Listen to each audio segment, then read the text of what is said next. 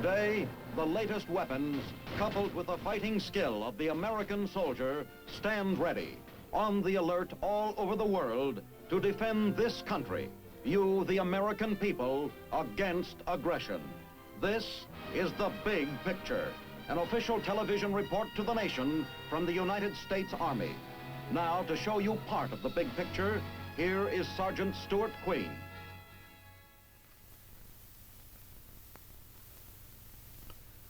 With world attention fixed primarily on the spread of communism in Asia, we sometimes lose sight of the Kremlin's other targets. Like the unification of Germany, the question of Austrian independence has been turned into a political football by the communists.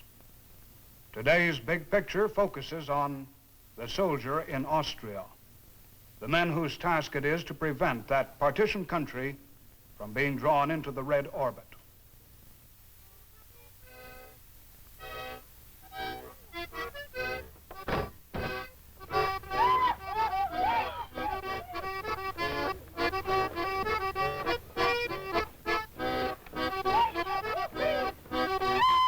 For most Americans, the sight and sound of a Tyrolean dance immediately brings to mind alpine vistas. To those who have visited one of Europe's chief vacation centers, the name Austria recalls memories of towering peaks and ice-cold mountain streams. With a climate like that of New England and a geography somewhat like that of our Rocky Mountain states, each year Austria attracts tourists by the hundreds of thousands. Not the least among the country's attractions are the winter sports, which last from early autumn to late spring. Austria's ski experts are one of the country's leading exports. Many today are found teaching at ski resorts in the United States. Austria represents much more than a tourist paradise. Once the seat of the autocratic Habsburg Empire, this Alp-ribbed republic thrusts a spearhead of democracy deep into Central Europe. The Soviet satellite nations of Czechoslovakia and Hungary and communist Yugoslavia encircle its eastern border. Moreover, the foreign invader is no stranger to Austria. 20 years earlier, Adolf Hitler resolved that Austria would enjoy Anschluss, union with Germany. When it became apparent that Nazis working from within could never win Austria for Germany, the northern neighbor launched an open form of economic strangulation.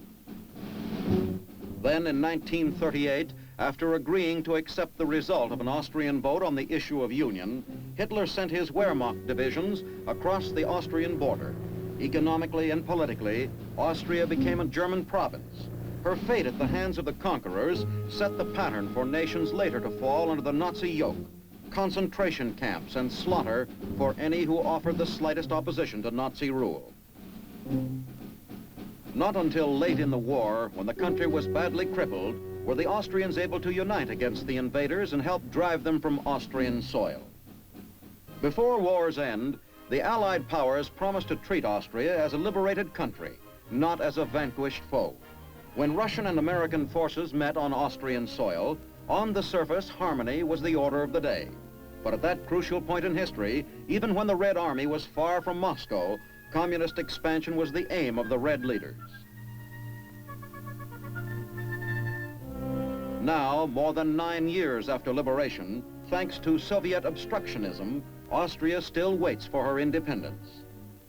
Today, Austria as a whole, like Germany, is partitioned among the 4 occupying powers into French, American, British, and Soviet zones.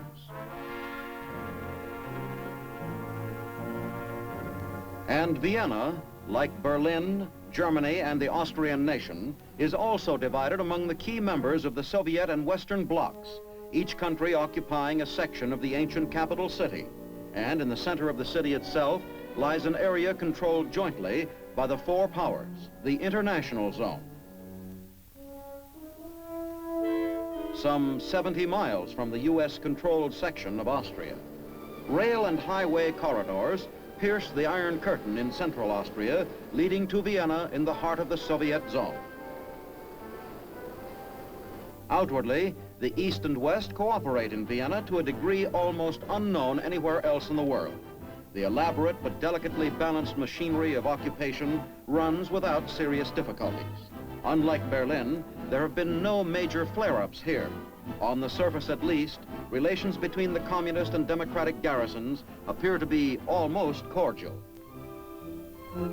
The heart of Vienna is the ancient inner city bounded by the wide semicircular Ringstrasse and the Danube Canal.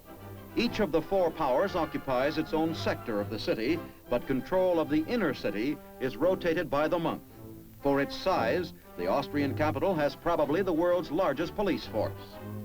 Nearly 10,000 policemen patrol the city, twice the number of law enforcement officers found in an American city of comparable size. Strategically located at Europe's crossroads, Vienna is undoubtedly the continent's chief spy center. Kidnappings, assaults, and murders, once frequent, have declined sharply, but espionage continues around the clock. The police force is not too large for its task. At war's end, 1/6 of Vienna lay in ruins. Under the eyes of men who called themselves liberators, reconstruction was begun.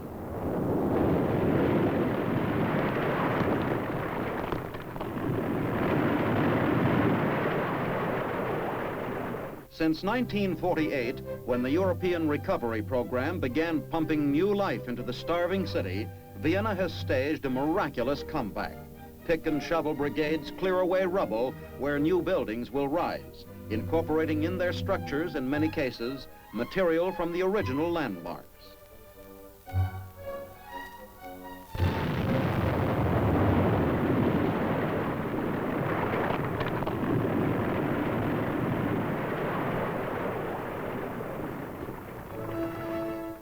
Men in the service of the Western Allies look upon Austria with different eyes. Through the Brenner Pass, which lies in the zone of Austria occupied by our French government, passes most of the traffic of Northern Europe to Italy and the Adriatic Sea. France and her allies, England and the United States, know well that Austria's position astride Europe's key lines of communication makes her an important figure in the Cold War existing between the West and the communist world. The farmers of Austria have never been able to grow enough food to feed the country's population. This is true primarily because 2/3 of Austria is mountainous. But more important perhaps is a scarcity of modern farm machinery. The communists naturally have seized upon this condition to urge greater east-west trade, with the balance of course in Russia's favor.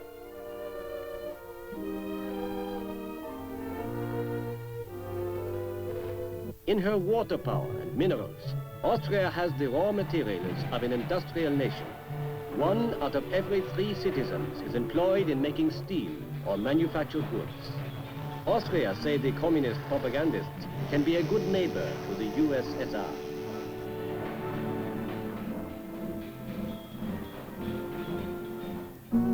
Since the end of the war, Austria has been a real good neighbor to the communists, always giving something away and never asking for anything in return.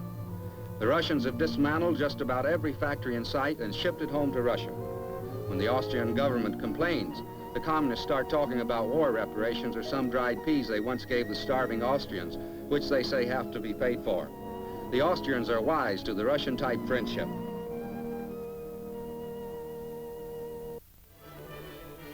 And while the Russians have been trying to bleed Austria dry on the one hand, we Americans have been giving blood transfusion to the Austrian economy through the Marshall Plan and the Mutual Security Agency.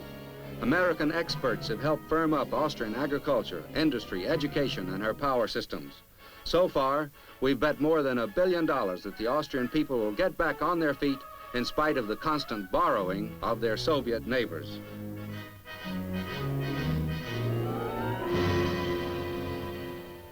Even though the German language is a common bond, Austrian culture is non-Germanic in most ways.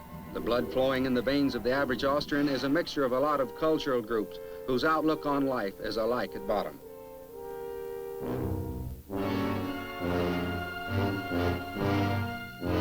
Of course, the communist propaganda line takes the angle that anyone who sees one of their demonstrations has got to be convinced that all of Austria wants to go communist.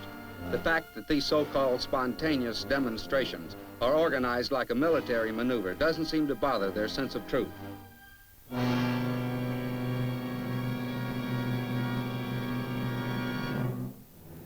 And nobody's arguing that the Austrians don't want peace. But down through history, the average Austrian who'd rather live the good life than make war has had to defend himself against invaders from the East. Another fact that makes the communist propaganda look ridiculous is the Austrian and his religion. 9 out of 10 Austrians are devout Roman Catholics. Mountain people have always been tough and stubborn. The same spirit that makes an Austrian climb mountains or live in the shadow of a glacier makes him hold fast to his religious beliefs against any threat or pressure.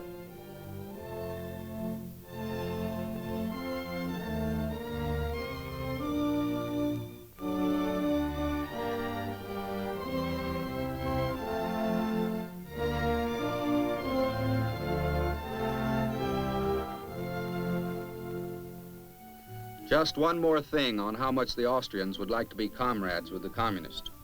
The Austrians take their politics almost as seriously as they do their music and their religion. Newsstands carry almost as many political magazines as there are political posters lining the walls of Austrian streets. You can buy magazines and papers giving the political philosophy of all the parties ranging from the far right to the straight communist ticket.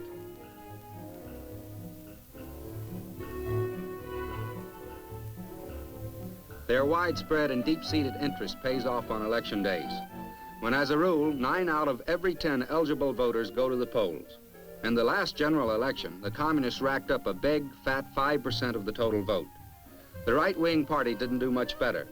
The overwhelming winners are the middle-of-the-road parties, which form a coalition government, one of the most stable in Europe. Cultural ties binding France and Austria are strong. Salzburg, the birthplace of Mozart and one of the country's largest cities, overflows each August for the month-long Festival of Music. From America, from France, from most of the nations of the world, visitors come for one of the year's greatest cultural events.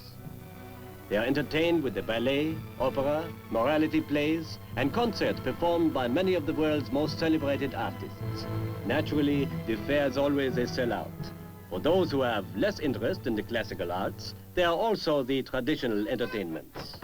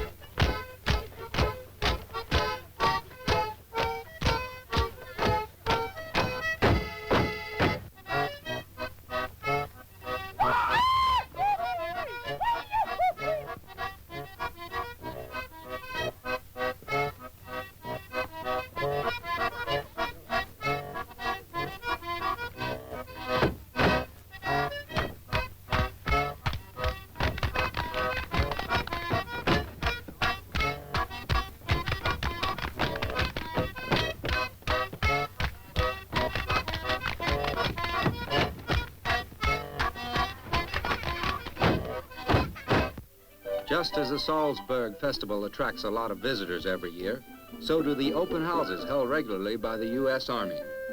These exhibitions are open to all Austrians as well as to U.S. personnel. Here the Army's latest equipment and weapons are displayed to show the Austrian people in the free zones just what sort of defense we're ready to put up on their behalf against any communist aggression. The acrobatics of a helicopter entertain the crowd. But the sensation of the show is one of the Quartermaster Corps' new portable ice cream making machines. For some of our guests, this is their first encounter with ice cream.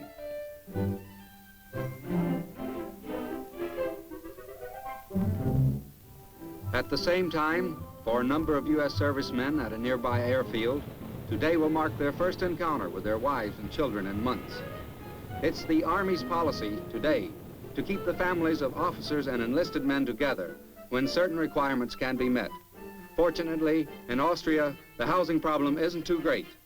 For the men who have been counting the days, then the hours and minutes until their families arrive, today is one of the happiest of their lives.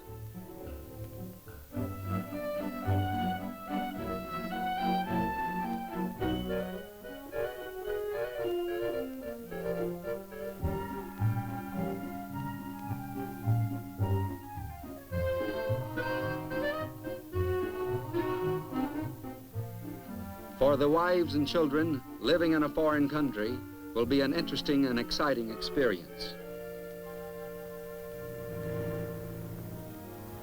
Just as the arrival of our dependents is a frequent occasion in Austria, so is the appearance of a VIP from the States. Anyone who has served in Austria, who has lived in a friendly country surrounded by hostile communist border guards, doesn't question why Austria is high on the list of Washington's points of interest. Americans have been here since 1945, and the Austrian problem is no nearer solved today than it was then, thanks to our friends to the east. But we still keep trying. Secretary of Defense Charles E. Wilson arrives to confer with military and civil affairs officials. The problem is almost impossible to solve. The Russians won't conclude a treaty for the independence of Austria because they want to keep their army here. If we pull out, we're asking for another Korea. While troops of America, France, and Great Britain pay their own occupation expenses, the Russians live off the land, a good way to weaken Austrian economy. And as long as the Soviets remain in occupation, we stay.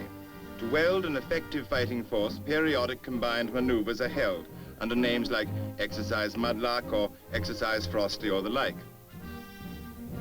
Our mutual experiences during World War II make our collaboration now much easier. The Americans are familiar with our tea, and we with American chewing gum. And the French now realize that though both their allies speak English, it's not quite the same. But more important, in the areas of military strategy and weapons, differences have been pared to a minimum by the joint Allied maneuvers.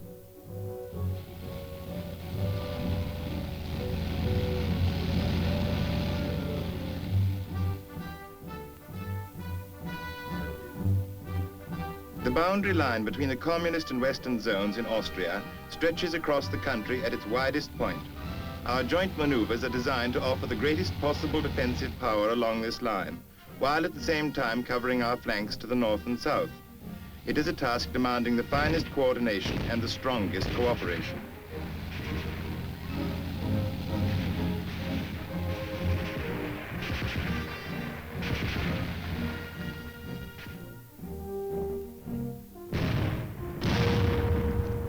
At home, of course, we English are great competitors. It follows, of course, that abroad we carry our ways with us. Motorcycling, for example. Here in Austria, it is not uncommon to find entrants from America and France competing too.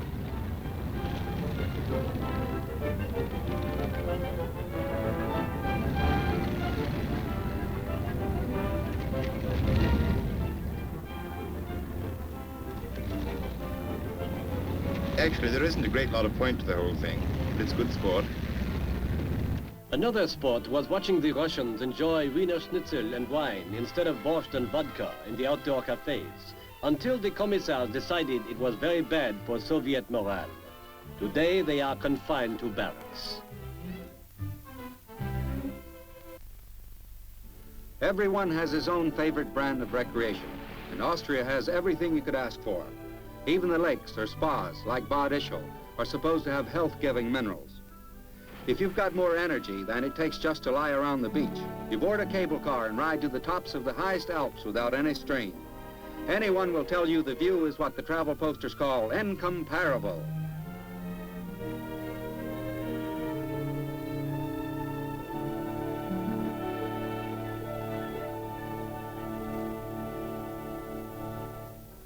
Every year, the Inter-Allied Sports Meet draws a lot of attention, a small-scale Olympics. French, English, Americans, and Austrians compete for the titles. Bobsledding is only one of the main events. Slalom racing is for experts only. The course is laid out in a zigzag pattern. If a racer makes one bad turn around a flag, If he falls or gets up too much speed and overshoots a marker, it can cost him the race.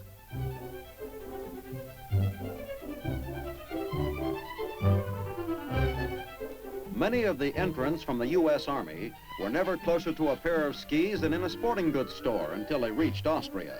The story behind their new know-how is short but interesting.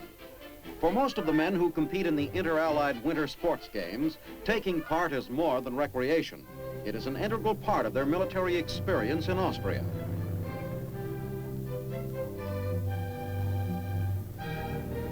Established soon after the end of World War II, the United States Army's Mountain Warfare School at Saalfelden in the Austrian Alps prepares American soldiers for combat in snow or mountainous terrain.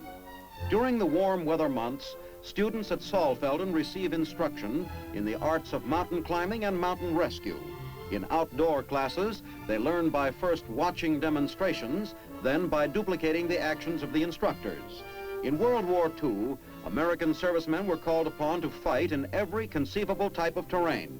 Today, under the Army's training program, its soldiers are taught not only the basic precepts of combat, but the